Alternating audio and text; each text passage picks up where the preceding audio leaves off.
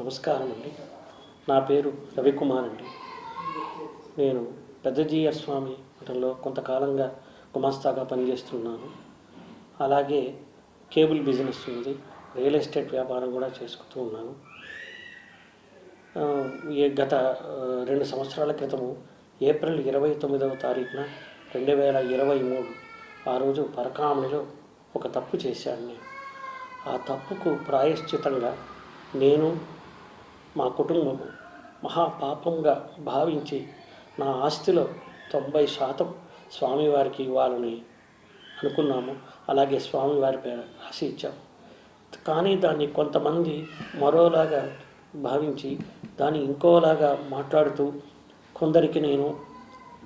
కొందరు ఒత్తిళ్లతో నేను చేశానని, కొందరికేవో నేను డబ్బులు ఇచ్చానని, ఆస్తి రూపంగా ఇచ్చానని ఏవేవో మాట్లాడుతున్నారు. అది కాకుండా నా ఆస్తి నేను స్వామివారికి ఇవ్వటానికి ఎవరికో ఎందుకు ఇస్తాను చెప్పండి. అది కాకుండా నన్ను కొంతమంది బ్లాక్మెయిల్ కూడా చేశారండి. ఆ బ్లాక్మెయిల్ చేశారు. వారి మీద కూడా కొంతమంది మీద కేసులు కూడా పెట్టడం జరిగిందండి. నా బాడీలో, నా అవయవంలో నేను కొన్ని శస్త్రచికిత్సలు చేసుకున్నానని ప్రైవేట్ పార్ట్లో దాని గురించి చాలా అసభ్యకరంగా మాట్లాడారు.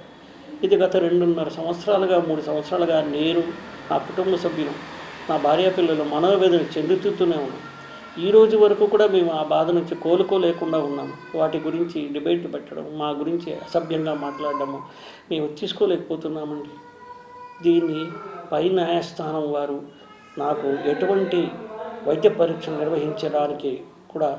నిర్వహించినా కూడా నేను దానికి సహకరిస్తానని, దానికి నేను సిద్ధంగా ఉన్నాను. ఆ యొక్క వైద్య పరీక్షలు లేవని నేను నిరూపించుకుంటాను. ఎందుకంటే అవన్నీ అవాస్తవాలు. వీరు చెప్పేవన్నీ ఏది కూడా వాస్తవాలు కాదు. దయచేసి అర్థం చేసుకోండి. నా మనోవేదన ఈ రోజుకి నేను, నా భార్యాపిల్లలు తలుచుకుంటే నేను ఎంత మహాపాపం చేశాను తలుచుకుని బాధపడి రోజు లేదు. దయచేసి ప్లీజ్